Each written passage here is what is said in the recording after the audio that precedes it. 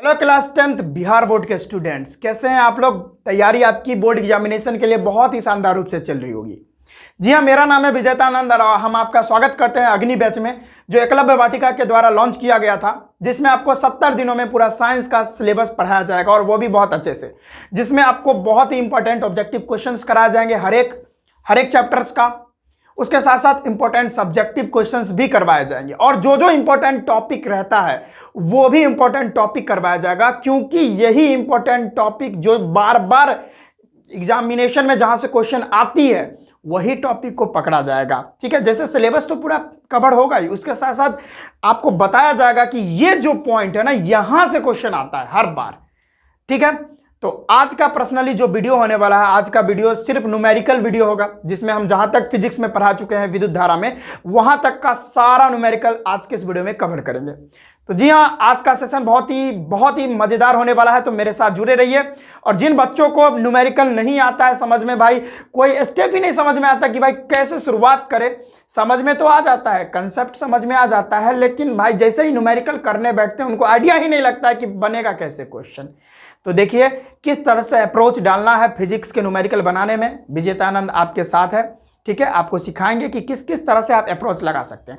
पहली बात यह है कि अगर आप फिजिक्स में न्यूमेरिकल बनाना चाहते हैं तो सबसे पहले जिस चैप्टर का न्यूमेरिकल बनाना चाहते हैं ना, उस चैप्टर का जितना सारा कंसेप्ट है वो क्लियर होना चाहिए। अगर कंसेप्ट नहीं क्लियर है तो क्वेश्चन नहीं बनेगा।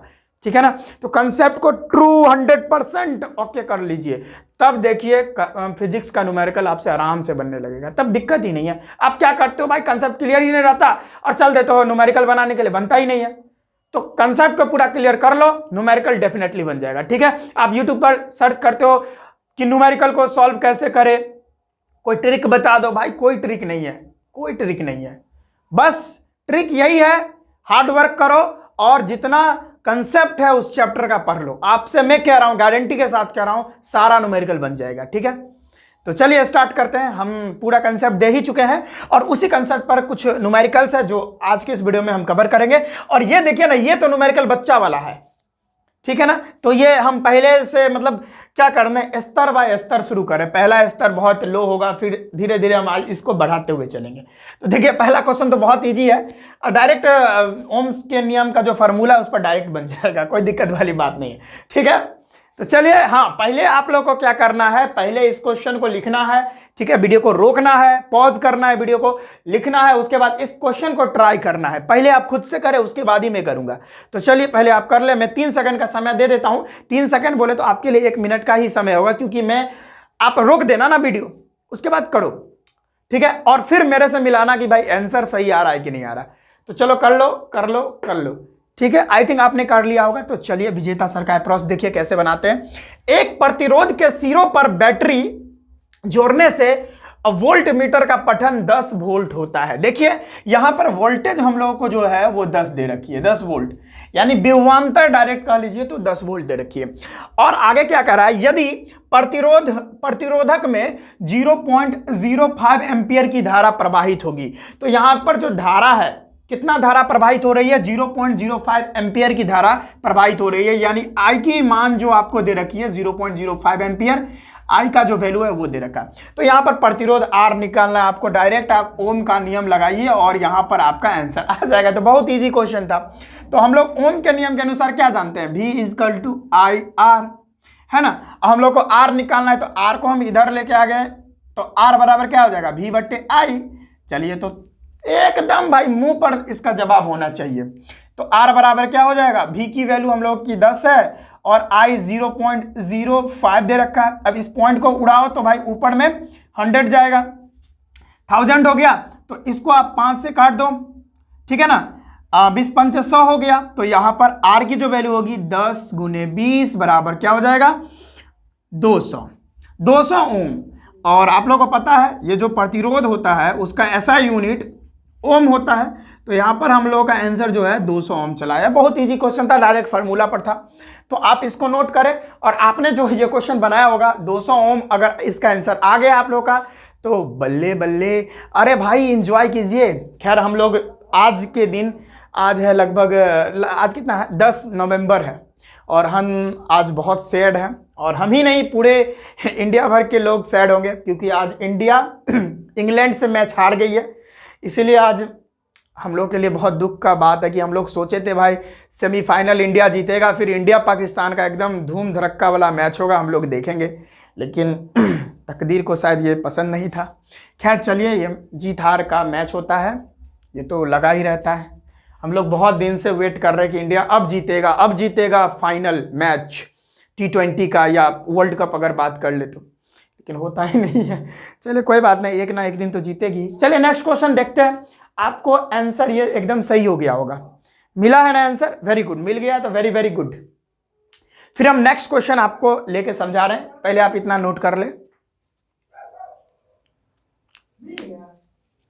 तो देखिए बच्चों, अब ये हम लोग का नेक्स्ट क्वेश्चन है, इसको आप पहले ट्राई कीजिए, ठीक है ना, इसको पहले आप ट्राई कीजिए, उसके बाद हम बनाएंगे। तो पहले ट्राई कर लीजिए, 1 2 3 4 5, आपका समय खत्म हो गया। तो चलिए अब हम इसको बनाते हैं, कैसे बनेगा। किसी प्रतिरोधक के सिरों से 12 वोल्ट की बैटरी को संयोजित करने पर परिपथ में 2.5 मिली एम्पियर की विद्युत धारा प्रवाहित होगी। तो प्रतिरोधक का प्रतिरोध निकाले, बड़ा आसान है भाई। तो देखिए यहां पर विभवांतर जो है हम लोगों को कितना दे रखा है, वो 12 वोल्ट दे रखा है। आगे हम लोगों का विद्युत धारा देखिए, यहां पर जो धारा है यानी आई है हम लोगों का 2.5 मिली एम्पियर दे रखा है। और तब कह रहा है प्रतिरोधक का प्रतिरोध निकालने के लिए, यानी प्रतिरोध कितना होगा वो निकालना है, आर निकालना है हम लोग को, ठीक है। अब देखिए एक बात आप लोग को पता होना चाहिए, 1 मिली एम्पियर बराबर होता है 1 × 10⁻³ एम्पियर। तो यहाँ पर 2.5 मिली एम्पियर बराबर क्या हो जाएगा, 2.5 × 10⁻³ एम्पियर हो जाएगा। यहाँ पर मिली एम्पियर है, मिली एम्पियर से हम लोग को एम्पियर में बदलना है, पहले एम्पियर में बदलना है, गुड। तो चलिए स्टार्ट करते हैं। ओम के नियम के अनुसार हम लोग जानते हैं V = IR, और हम लोग को R निकालना है, तो R इधर आएगा तो हो जाएगा V/I। तो R बराबर V की वैल्यू 12 दे रखी है, 12 वोल्ट बट्टे में करंट विद्युत धारा। यहाँ पर हम ये नहीं लिखेंगे, अभी हम लोग को ये लिखना है, ठीक है, क्योंकि हम लोग को एम्पियर में कन्वर्ट करना था, मिली एम्पियर से कर दिए हम लोग 2.5 × 10⁻³ एम्पियर।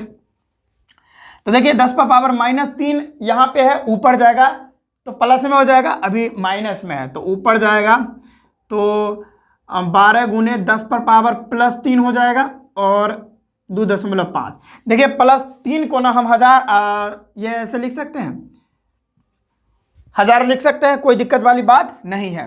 तो R बराबर हम लोग का क्या हो जाएगा, देखो एक पॉइंट और उड़ा दूं मैं, एक पॉइंट अगर हम और उड़ा दें तो यहाँ पर एक और 0 चला आएगा ना, तो इसको हम काटते हैं 5 से, 5 दूनी 10, 0 0 0, इस तरह से कट जाएगा, ठीक है, गुड, वेरी गुड। और ये 5 से कटेगा कितना बार में, 5 25, 5 बार में। फिर ये कटेगा कितना बार में, तो यहां पर कटेगा 4 0 0। तो हम यहां पर इसको अब मल्टीप्लाई करेंगे तो 12 × 400, तो 12 चौक 48 होता है भाई। तो R बराबर 4800 ओम आ जाएगा। ये ओम आ गया। अब आप इसको किलो ओम में भी कन्वर्ट कर सकते हैं, तो यहां पर 4.8 किलो ओम आ गया। ये दोनों आंसर सही है, ये हम इसको किलो में कन्वर्ट कर दिए, किलो ओम में, और ये डायरेक्ट ओम में ही है। तो इस तरह से हम लोग का आंसर होगा। आई थिंक आप लोगों का ये आंसर आया होगा तो एकदम सही होगा। तो जल्दी से इसको नोट कर ले, हम अगला क्वेश्चन आप लोगों को बता रहे हैं, जल्दी से इसको नोट करें। तो चलिए एक और न्यूमेरिकल आपके सामने प्रस्तुत है। तो पहले आप इसको क्या करेंगे, अरे भाई मैकवा का तार, हाँ, पहले आप क्या करेंगे, इसको आप पहले बनाएंगे और उसके बाद मैं बनाऊंगा और आंसर आप मैच करवाना, मिलता है कि नहीं मिलता है। अगर मिल गया, नहीं मिला, ठीक है। तो चलिए पहले आप इसको बना लीजिए एक बार। 1 टिक टिक 2 टिक टिक 3 टिक टिक 4 टिक टिक 5, समय समाप्त। चलिए अब हम इसको देखते हैं। पहले आप अपना अप्रोच लगा लिए होंगे, अब मेरा अप्रोच देखिए क्या कह रहा है क्वेश्चन। किसी तार का प्रतिरोध 5 ओम है। कोई एक तार होगा, उसका देखिए ये तार है, तार जानते हैं ना, अपने बिहार के लैंग्वेज में बोल रहे हैं, इंग्लिश में उसको वायर बोला जाता है। ये है भैया तार, और इसका जो प्रतिरोध होगा, क्योंकि आपको पता ही है कोई भी चालक है, कोई भी कंडक्टर है तो उसका अपना प्रतिरोध होता ही है। वो तो हर एक कंडक्टर का, हर एक चालक का गुण होता है कि अगर विद्युत धारा जाएगी तो उसको भाई रोकने का काम करता है। ओके, तो यहां पर वही जो है रोकने वाला R यहां पर 5 ओम दे रखा है। आगे क्वेश्चन क्या कह रहा है, यदि इस तार को यानी ये वाले तार को खींचकर इसकी लंबाई को दुगना कर दिया जाए। सपोज पहली इसकी लंबाई L थी, ठीक है, पहली इसकी लंबाई L थी, लेकिन अब इसको नमार के खींच के इसको दुगना कर दिया जाता है। तो अब इसको चलिए दुगुना कर देते हैं। तो चलिए इसको क्या कर दिया गया, दुगुना कर दिया गया। तो चलिए हम कोशिश कर रहे हैं इसको दुगुना कर देने का। चलिए दुगुना कर दिया, ठीक है। तो भाई हमने इसको खींच के दुगुना कर दिया, तो भाई इसका अब जो प्रतिरोध है ना वो क्या होगा, क्योंकि हम लोगों ने पिछले वीडियो में देखा था कि भैया अगर ये हमने पिछले वीडियो में देखा था जो प्रतिरोध है वो समानुपाती होता है किसी भी चालक के लंबाई का। अगर चालक की लंबाई बढ़ी तो भाई उसका प्रतिरोध भी क्या हो जाएगा, बढ़ जाएगा, है ना। चालक की लंबाई बढ़ी, प्रतिरोध भी बढ़ गया। चालक की लंबाई घट गई तो उसका प्रतिरोध भी घट जाता है। तो भाई डेफिनेटली है कि इसका लंबाई अब 2L हो गया। पहले ये L, यहां तक L, फिर यहां पर L L L मिलके 2L हो गया भैया। तब तो यहां पर अब ये वाला प्रतिरोध थोड़ी रहने वाला, अब तो R' कोई प्रतिरोध आएगा, वही हमको निकालना है यहां पर। और एक और बात याद रखिए भाई, अगर आप इसको खींच के नमार दिए हैं तो नमारने के बाद इसका एरिया जो है ना, इसका क्षेत्रफल भी क्या होगा, अनुप्रस्थ काट का क्षेत्रफल जो होता है, एरिया ऑफ क्रॉस सेक्शनल, उसको हम क्रॉस सेक्शनल एरिया भी बोलते हैं, वो तो भैया A/2 हो जाएगा ना। तो यहां पर ये A/2 हो जाएगा हमारा A' जो होगा।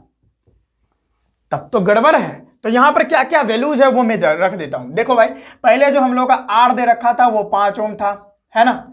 अब पहले वाला लेंथ तो L ही होगा, लेकिन अब क्या उसको खींच के नमार दिए हैं तो हमारा जो लेंथ है L' वो 2L हो गया है। A' है, नया एरिया जो है, पहले वाला एरिया तो A ही था, लेकिन अब जो है एरिया आधा हो गया, तो एरिया बाद वाले एरिया को A' मान लेते हैं जो A/2 है। और आपको कह रहा है भाई जो नया रेजिस्टेंस होगा, जो मैंने इसको खींच के नमार दिया, उसका रेजिस्टेंस प्रतिरोध बताना है क्या होगा। तो चलिए भाई हम लोग एक फार्मूला जानते हैं, R इक्वल टू होता है ρL बटे area, we all know this, है ना। और यहां पर हम लोगों का यहां पर ये बात हम लोग जानते हैं, वेरी गुड। चलो, लेकिन अब बात क्या है ना कि यहां पर जो है ये तो नॉर्मल कंडीशन में था जब हम उसको नमारे नहीं थे तब। अब तो ये वायर को, अब तो इस तार को मैंने नमार के इतना बड़ा कर दिया, दुगुना कर दिया, तब तो ये फार्मूला तो ये रहेगा, लेकिन अब केस यहां पर दूसरा आएगा। अब क्या है कि अब यहां पर प्रतिरोध इस वाले केस में 5 ओम था, लेकिन अब क्या है कि हम इसी को R' इक्वल टू, देखिए रो जो है ना, रो नहीं भी लिखेंगे तो बात वही होगा, क्योंकि तार तो एक ही चालक का है, तो भाई रो तो दोनों में सेम रहेगा। रो नहीं लिखे कोई दिक्कत वाली बात नहीं है। तो चलिए लिख लीजिए वैसे, रो दोनों में सेम रहेगा। अब L जो है ना, अब तो L पहले वाला नहीं रहेगा, अब तो L जो है L' हो जाएगा, तो मैं इसको L' मान लेता हूं और एरिया को A' मान लेता हूं। ओके, अब यही R' हम लोग को पता करना है। तो R' बराबर हो जाएगा रो इंटू, देखो L' को हमने कितना माना है 2L, मैंने 2L लिख दिया। A' को मैंने कितना माना है, A/2 मान दिया है, ठीक है। अब 2 कूद के ऊपर जाएगा, तो ऊपर जाएगा तो R' बराबर रो इंटू 2L इंटू में 2 बट्टे एरिया, है ना। 2 दूनी 4 हो जाएगा, तो R' बराबर रो, अच्छा एक काम करो, आप एक काम करो, 2 दूनी 4 होता है, 4 को इधर ले लो 4, और रो L बट्टे एरिया को इधर रख लो, रो L बट्टे एरिया, है ना। अब इधर आ गया। अब देखो बहुत ही अच्छा बात बताऊंगा यहाँ पे, हम लोग जानते हैं ना, एक बात हम लोग को पढ़े, देखिए रो L बट्टे एरिया बराबर क्या होता है, रेजिस्टेंस होता है। और ये R का वैल्यू हम लोग को 5 ओम दे रखा है, तो ये वैल्यू पुट करेंगे तो R' बराबर क्या हो जाएगा, ये 4 पहले वाला और इनटू में ये पूरे के बदले हम R लिख सकते हैं, जरूर लिख सकते हैं। और ये R का वैल्यू हम 5 यहाँ पे रख देंगे, जो कि पहले से दे रखा है हम लोग को, हम लोग थोड़ी कुछ किए हैं, पहले जो दिया था वही ले रहे हैं। तो R' की वैल्यू 20 ओम आ जाएगी। तो हमारा जो नया प्रतिरोध आएगा ना, हमारा जो नया प्रतिरोध आएगा वो क्या हो जाएगा, 4 गुना बढ़ जाता है। अगर आप लंबाई को दुगुना कर दे तो प्रतिरोध 4 टाइम बढ़ जाता है। ये निकाल सकते हो आप कैसे, तो ये देखो, ये निकाल सकते हो, आर जो होता है यूनिवर्सली प्रोपोर्शनल होता है 1/d² के। तो डायमीटर को, यानी अब यहाँ पर डायमीटर आधा हो गया, तो प्रतिरोध जो है ना, डायमीटर बोले तो यहाँ पर एरिया जो है वो आधा हो गया ना, जिसकी वजह से रेजिस्टेंस 4 गुना बढ़ जाता है। यानी अगर एरिया यानी मोटाई अगर किसी भी वायर की आप कम कर दिए तो प्रतिरोध बढ़ जाता है। ये तो मैंने पिछले क्लास में भी बताया था, जितना पतला तार उतना ज्यादा प्रतिरोध, और जितना मोटा तार उतना कम प्रतिरोध। इसीलिए देखते होंगे कि बड़ा बड़ा जो ट्रांसफार्मर से लाइन आता है उसका तार मोटा होता है, क्योंकि उसमें से बहुत अच्छा विद्युत धारा फ्लो करवा पाए, बहुत जगह तक पहुंचना रहता है। अब पतला पतला तार रहेगा तो गलिए के गिर जाएगा प्रतिरोध के कारण। तो ये हमारा रिक्वायर्ड आंसर हो जाएगा। ठीक है, तो आई थिंक समझ में आया होगा, आंसर आपका मिल भी गया होगा। तो इसको जल्दी से नोट करें, फिर हम अगला क्वेश्चन लेके आ रहे हैं। तो देखिए स्टूडेंट्स, ये रहा हम लोगों का नेक्स्ट क्वेश्चन। इसको हम सॉल्व करते हैं। पहले आप अपना अप्रोच लगाइए। चलिए, टिक टिक महाराज चालू हो चुके हैं। टिक टिक 1, टिक टिक 2, टिक टिक 3, टिक टिक 4, टिक टिक 5। समय समाप्त। तो चलिए अब हम इसको सॉल्व करते हैं। अब आपने जो सॉल्व किया होगा ना, वो आंसर मेरे वाले आंसर से मिला ना, मैच कर गया, तो भाई बल्ले बल्ले, शाबाश शाबाश। चलिए, क्या है क्वेश्चन बच्चों, मेरे प्यारे सोना मोना गोना जो भी हैं आप। तो चलिए यहाँ पे ध्यान दीजिए। दो चालकों को श्रेणी क्रम एवं समानांतर क्रम में जोड़ने पर उसके समतुल्य प्रतिरोध क्रमशः 16 ओम आते हैं और उसके बाद 4 ओम आते हैं। तो उसमें से प्रत्येक चालक का प्रतिरोध निकालना है आपको। तो पहले श्रेणी क्रम दे रखा है, तो श्रेणी क्रम में आपको लिखना है कि श्रेणी क्रम में कह रहा है दो चालक है, ठीक है, दो चालक का प्रतिरोध है। तो पहले वाले चालक को R1 मानते हैं उसका प्रतिरोध, और दूसरे वाले चालक को R2 मानते हैं, और इसकी वैल्यू पहले सीरीज में देखिए 16 ओम दे रखी है, तो ये 16 ओम है। उसके बाद श्रेणी क्रम में हो गया, तो अब समानांतर क्रम में करना है। तो क्या हो जाएगा समानांतर क्रम, 1/R1 + 1/R2, और इसकी वैल्यू दे रखी है 1/4 हो जाएगा। गुड, आ गया समझ में? गुड। तो अब क्या कहना है आप लोगों का, क्वेश्चन में कहता है कि ये R1 और R2 इस दोनों को जो है ना, आप लोगों को अलग अलग इसकी वैल्यू बतानी है कितनी होगी। ठीक है, R1 क्या होगा, R2 क्या होगा, ये हम लोगों को बताना है। तो चलिए इन दोनों का एलसीएम लेते हैं। तो हम लोगों का हो जाएगा R1 × R2, और ऊपर जाएगा R1 + R2 = 1/4। R1 और R2 की वैल्यू यहां पर दे रखी है 16 ओम। मेरे प्यारे नन्हे मुन्ने सुंदर लाडलो बच्चों, देखो यहां पर R1 और R2 की वैल्यू 16 ओम हम लोग लिख देंगे, और R1 × R2 यही तो हम लोग को फाइंड अभी यहां से करना है। उसके बाद आगे और भी इस दोनों को इंडिविजुअल करेंगे, = 1/4 हो जाएगा। अब देखिए क्रॉस मल्टीप्लाई करो, R1 और R2 = 16 × 4 = 64 हो जाएगा। आ गया समझ में? अब एक काम क्या करो, हम लोग को इंडिविजुअल निकालना है ना, R1 और R2 का इंडिविजुअल प्रतिरोध निकालना है। तो क्या करो, R1 - R2 का स्क्वायर करो। इसका फॉर्मूला आप लोगों को पता होगा, R1 + R2 का square plus -4R1 R2 into में, ठीक है ना, ये फार्मूला होता है। अब इसको सॉल्व करते हैं, बड़ा आसान से हो जाएगा, कोई दिक्कत वाली बात नहीं है। R1 R2 कितना हम लोगों को दिया हुआ है, R1 और R2 की वैल्यू 16 ओम दे रखी है, तो 16 का स्क्वायर -4 × R1 और R2 की वैल्यू हम लोगों ने 64 निकाल के आना है, तो 64। तो यहां से ये 256 हो जाता है, और यहां पर माइनस ये भी 256 हो जाएगा। तो यहां से जो है ना वैल्यू हमारी आ जाएगी 0। ओ भैया, क्या आ जाएगी? 0। तो इतना समझ में आया, बहुत आसान है। तो कहने का मेरा मतलब है R1 - R2 है ना, ये 0 आ रहा है, तो यानी कहने का मतलब R1 = R2 हो जाएगा। समझ में आया कि जितना R1 होगा उतना ही R2 होगा। तो यहां पर R1 और R2 मिला के हम लोग को 16 आया है, R1 + R2 मिला के 16 आया है, तो डेफिनेटली R1 8 होगा और R2 भी 8 होगा, तभी तो 16 आया है। तो यहां पर R1 हमारे लोगों का 8 ओम आ जाएगा, और R2 भी क्या आ जाएगा, 8 ओम आ जाएगा।